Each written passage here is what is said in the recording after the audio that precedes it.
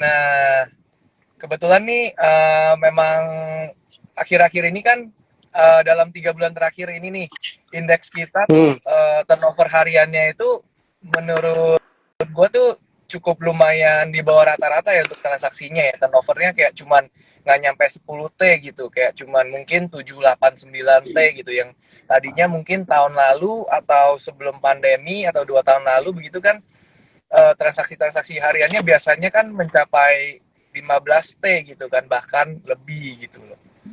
Tapi hari oke. ini cukup terjadi anomali lagi nih, tiba-tiba ngelonjak jadi 33 T ya kalau nggak salah hari ini nih, kalau nggak salah nih Betul, betul, transaksi betul. indeks kita.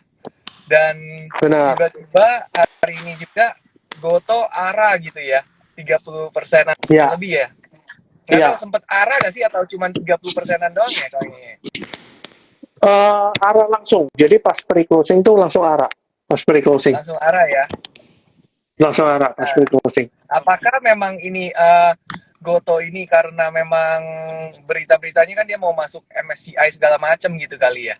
Jadi fund-fund segala macam berbondong-bondong untuk beli kali ya.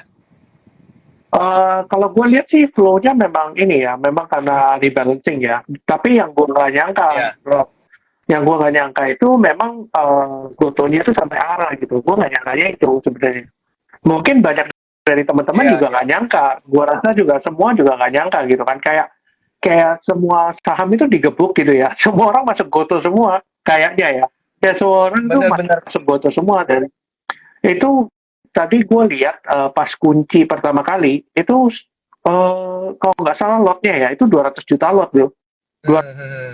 ratus juta dan Oke, itu kan bukan bukan duit kecil gitu kan pasti. Lu sudah rebalancing MSCI 200 juta lot itu kan nggak kecil gitu. betul. Dan kayak banyak saham yang memang kayak digebuk yang langsung ARB ARB ARB banyak banget tuh kayaknya. Oh iya Ya ya. nggak sih? Jadi kan transaksi kecil banget kan kayak cuma belasan T gitu-gitu kan cuma 8 T 9 T gitu kecil banget dan hari ini kan anomali kan karena memang rebalancing MSCI kan MSCI itu sendiri aja Goto aja itu 6 triliun sendiri Goto loh ya kita ngomong Goto itu Hmm. sendiri itu 6 triliun ya belum saham yang lain gitu kan yang di rebalancing juga gitu karena kalau MSCI itu kan passive fund kan maksudnya dalam arti ya lu mau harga berapapun dihajar gitu kan asal masuk ke indeksnya. Makanya kenapa ya semua misalnya yang keluar ya ARB, yang masuk ya naik banyak gitu. Nah, justru yang menarik itu yang ini bro, justru yang menarik itu yang hari ini turun. Itu yang gue incar malah, bukan yang Betul lagi betul. naik. Nah, Ya kayak yang lagi naik kayak tadi justru tuh dapat uh, ada lihat banyak kayak seperti sektor properti banyak yang turun-turun juga ya. Ada BSDE yang hmm, turunnya sampai hampir 6%, kayak CTRA tapi cuman turunnya mungkin 2,3% begitu ya. Ada SMRA hmm, juga turun ya. ya ya ya. Kalau gue bilang sih ada beberapa kan yang jelas ya masuk kayak di delete gitu kan. Itu kan gudang garam kan di delete salah satunya. Nah, itu justru yang gue lihat pas di Oh, closing menarik. Karena dia di delete dari situ, pasti dibuang kan. Nah, cuma yang gue nggak sangka juga, nggak ARB. Biasanya kan kalau dibuang itu kan ARB ya, biasanya. Nah, ternyata pas di closing kan cuma minus 1%. Berarti kan ada demand sebenarnya untuk gudang garam. Sebenarnya gitu. ya, betul. Untuk long run-nya mungkin gudang garam orang lihat masih cenderung kayak saham-saham defensif gitu nggak sih? Jadi kayak mereka masih suka lah gitu sama gudang garam, mungkin seperti HMSP juga gitu loh. Ya, mungkin gue share sedikit ya soal gudang garam ya. Oke, Jadi gue sempat baca laporan keuangannya agak lucu. Jadi oke. gudang garam itu kan earnings-nya di Q1 tuh bagus banget, Bert. Jadi benar-benar bagusnya tuh bagus gitu. Maksudnya kalau kita ngomong HMSP mungkin terkoreksi gitu earning-nya. WIM itu memang kalau Wismilak memang dia earning-nya naik di Q1, memang jelas gitu karena dia memang mainnya di tier 2. Tapi kalau kayak gudang garam itu kan mainnya di tier 1. Berarti kan aneh banget Ya, kan, lu bisa naik, cukai lu tinggi gitu. Nah, tapi aneh, earningnya dia naik, tapi cukainya dia turun. Nah, ini yang gua nggak ngerti kenapa kok bisa kayak gitu kan. Makanya perlu dikulik lagi sih, kenapa kok bisa cukainya turun di situ. Apakah memang ada perubahan segmen? dari mungkin yang mesin jadi tangan lebih banyak gitu kan, yang menyebabkan cukainya nggak terlalu banyak. Nah itu kita harus balik lagi. Nah dan flow-nya memang bagus banget di gudang garam menurut gua ya. Oke, oke, oke. Tapi yang tadi lumayan menarik yang lu bilang Wismilak itu kayaknya lumayan ngebut ya sampai sekarang lebih tinggi harganya daripada HM Sampurna ya. Yang kita tahu kan mungkin punya itu Wismilak itu harganya kayak 50%-nya HMSP Nah, nggak sih? ya betul. Ya nggak? Karena sebenarnya kan kayak Wismilak tuh kan main di tier 2 kan. Maksudnya Ah, Wismilak itu memang pinter. Maksudnya kalau misalnya contoh ya, kita volume produksi rokok. Kalau kita ngerti bahwa cukai rokok itu mainnya gimana. Jadi kalau misalnya lu main di tier 1, cukai rokok lu itu lebih tinggi daripada lu main di tier 2. Makanya kenapa Wismilak nggak mau naik ke tier 1. hmm. Nah, makanya kenapa keuangan dia lebih bagus daripada AM Sampurna dan sebagainya itu. Gitu sih. Ini Olivia juga ada join nih gabung sama kita. Emang kita semua lagi di perjalanan ya ini ya, Iya, yang mendadak parah. doang. Terus kayaknya karena besok apa namanya long weekend, jadi di Long jalanan weekend. macet. Tadi siang aja Ya, ke kantor macet banget, kayak betul. 2 jam di jalan. Jalanan macet parah banget sih memang. Ya mungkin teman-teman yang baru join juga, kita hari ini live-nya nggak lama, 30-40 menit. Ya mungkin semoga ini isinya daging-daging semua buat teman-teman.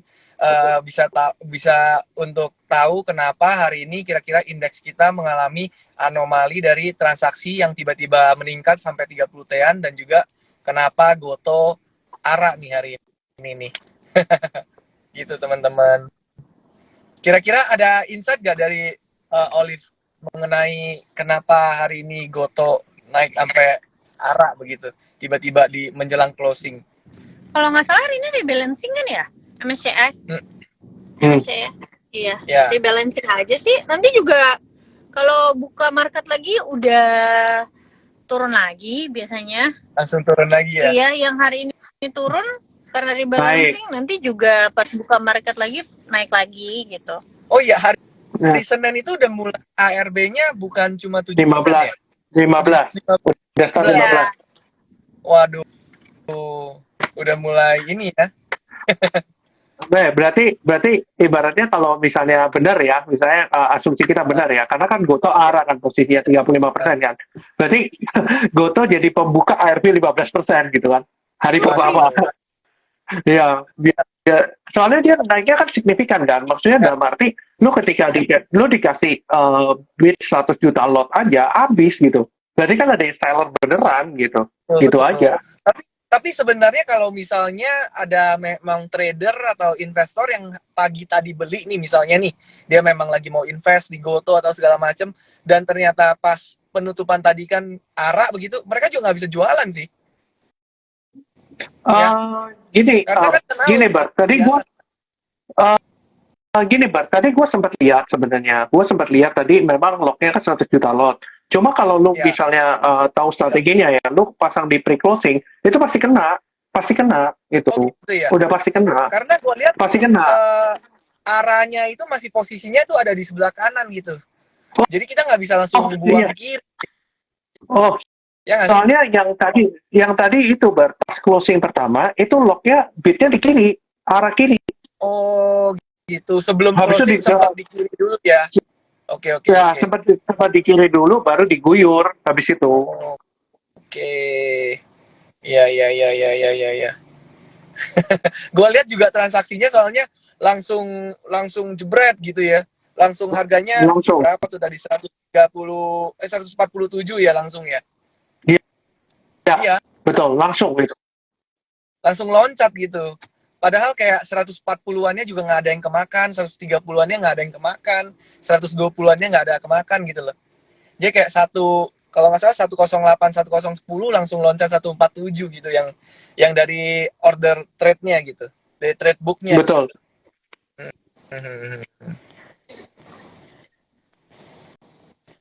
Jadi gimana nih pandangan Olive dan Arvin nih, simetris ARB bawahnya udah 15% ya kan. Kita yang tadinya selama 2 tahun ini setelah COVID kan kayaknya lumayan cukup happy nih, apalagi untuk para trader yang menikmati arah atasnya masih 25%, 35%, terus ARB-nya cuma 7% gitu kan, kayak happy gitu. Gue bisa cuan 25%, 35%, ARB-nya cuma 7, tenang-tenang lah gitu kan. Nah sekarang udah jadi 15% nih, waduh. Gimana? Ci Olive dulu deh. Ervin aja dulu. Oke. Kalau aku personally ya, gue itu malah suka justru kalau ARB yang benar-benar nggak 7%. Kenapa?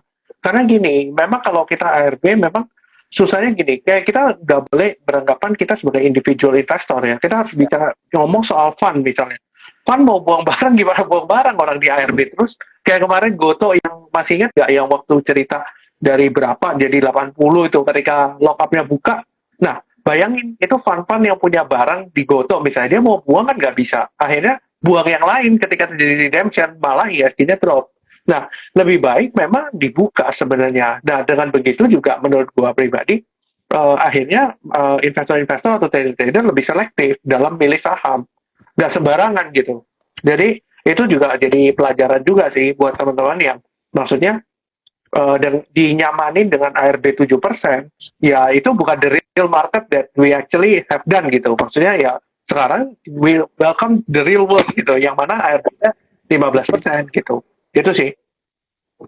Hmm. Gimana nih, Liv? Sama setuju, lebih setuju simetris aja deh biar cepet, yang lagi ditawar biar cepet turunnya, nggak usah nunggu lama-lama. Berarti memang benar ya kalau kita dari melihat ini dari sisi fun ya kita lebih tertarik ya simetris aja gitu karena kan kita bener-bener bisa buang barang gitu kan daripada kalau kayak cuman 7% kita mau buang barang juga agak susah ya di market ya. Bisa jadi ya karena bulan Mei ini kan sebenarnya mostly banyak yang koreksi walaupun tetap ada saham yang koreksi juga ya kayak BCA, BRI ya beberapa saham lah tidak koreksi tapi kan banyak kan yang lain itu koreksi komoditi. Bisa jadi sebenarnya tekanan jualnya itu di bulan Mei ini gitu. Di bulan Mei ini karena antisipasi duluan ARB simetrisnya. Malah nanti bulan Juninya aja malah saham-saham komoditas nggak turun sampai ARB simetris loh. Karena tekanan jualnya udah di bulan ini gitu. Malah bisa aja ada rebound tapi reboundnya rebound dead cat bonds gitu ya sementara waktu bukan rebound mau balik ke harga tertinggi gitu. Namanya kan harga saham ya. Kalau turun pasti dia ada naiknya dulu terus baru turun lagi gitu kan. Sama kayak saham ada naiknya dulu baru turun sedikit baru naik lagi gitu. Ibaratnya apa ya apa sih istilahnya rally sementara gitu untuk nantinya melanjutkan turun yang lebih dalam gitu. Jadi kalau view aku malah bisa aja bulan Juni ini kita akan ada rebound dulu. Apalagi sektor-sektor energi. Tapi reboundnya itu rebound terbatas aja, bukan kayak misalnya kamu harapin ITMG sekarang udah sih 22.000 ya. Kamu ITMG dari 22.000 balik ke 35.000 ya. Paling rebound bentuk apa sebutnya kayak low ya. Lower high baru gitu. I see. Karena memang kan kita lihat dari historical index itu sendiri memang dari tahun ke tahun itu memang dari bulan Mei sampai Oktober memang ombaknya cukup lumayan tinggi ya. Yang kayak memang indeksnya kalau misalnya nggak turun pun nggak kemana-mana gitu indeksnya ya nggak sih? Iya. Dan lebih cenderung turun gitu loh. Betul. Soalnya gini juga sih Bar, gue punya view tuh memang IHSG akan sideways lebar. Jadi range-nya itu ya lebar banget dari 6.500 sampai 6.900 kalau nggak salah, 400 poin atas bawah. Nah, berarti kan sekarang kalau kita bilang kan ini sudah mendekati supportnya kan. Let's say ini kemarin ini kan mantul nih dari gara-gara Goto gitu ya. Maksudnya ini kan ada anomali gitu kan. Nah, nanti berikutnya besoknya ya kita lihat lagi apakah yang pastinya yang terkoreksi akan naik, sedangkan yang naik akan turun. Nah, kalau kita lihat sekarang misalnya tadi gue juga sudah sempat bahas bahwa memang kalau sudah disupport begini ya sangat apa ya? Kalau gue bilang itu sangat nanggung. Maksudnya lu mau cut loss nih, besok terbang karena sudah disupport gitu. Nah, jadi agak susah. Makanya kenapa gue bilang bahwa selama kita punya framework investasi dan memang kita yakin dengan framework investasi itu, ya nggak usah takut, nggak usah khawatir gitu. Ya, benar-benar. Karena kan kita lihat juga kayak udah beberapa sektor investasi tuh kayak misalnya properti juga masih di bawah-bawah levelnya, dan kayak komoditas-komoditas kayak batu bara segala macam juga udah turun cukup signifikan ya sejak mereka kayak kemarin bagi-bagi dividen segala macam. Dan ada yang kayak di luar ekspektasi pasar yang tadinya memang kayak Adaro gitu ya, yang kayak dulu biasanya di expect pasar dividennya 70%, ternyata kemarin cuma 40% gitu ya. Makanya dia jadi sempat turun juga kan. Begitu. Tapi my point of view ya, walaupun kalau udah banyak yang turun, masih belum kalau menurutku tadi ya, harganya masih view sih masih akan lanjut turun, walaupun nanti ada rebound sedikit, tapi masih akan ke bawah karena masih lihat call price-nya, harga acuannya. Nah, ini mungkin kemarin juga pas sempat bikin konten, banyak orang yang nggak paham, kayak bukan nggak paham sih, mungkin mereka masih nangkepnya kayak kan perangnya masih ada kan, apa namanya, kalau misalnya baterai masih mahal, orang masih butuh batu bara, itu benar. Tapi masalahnya kalau yang namanya komoditas itu hukumnya supply dan demand, nggak bisa lihat dari perangnya aja gitu. Perangnya memang masih ada, tapi udah nggak setegang 2022 ya kan.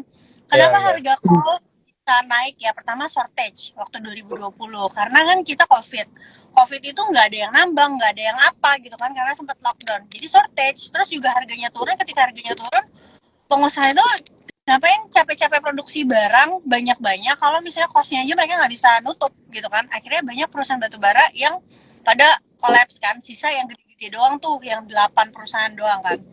Oke, ketika itu shortage, kita di open lagi lockdownnya, maka kan permintaan terhadap energi jadi meningkat. Restoran butuh listrik, mall butuh listrik, dan lain-lain.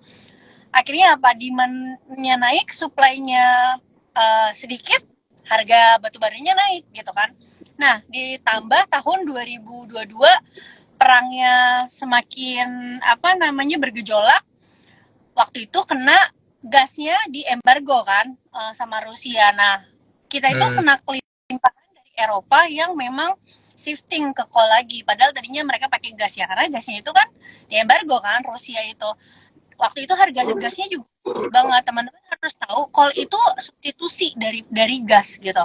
Pilihan utama mereka adalah gas. Ketika harga gasnya tinggi, wajar mereka akan cari yang lebih murah. Tapi masalahnya sekarang harga gasnya sudah turun. Jadi buat apa alasannya Eropa dan negara barat harus pakai coal lagi? Ketika gasnya turun, ya udah pasti coalnya juga turun.